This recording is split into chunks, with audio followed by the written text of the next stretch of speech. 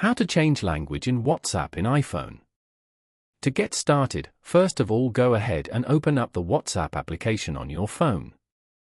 You will see that the language here is in English.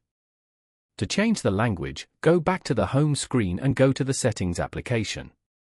Settings allow users to customize, control, and secure your devices. Once you're here, scroll down to the end of the main list and tap on Apps. From the list, scroll down to find and tap on WhatsApp. In the WhatsApp settings menu, scroll down to the bottom and tap on Language under the Preferred Language section. By default, it will be set to English. Simply scroll through the list and tap on your desired language to select it.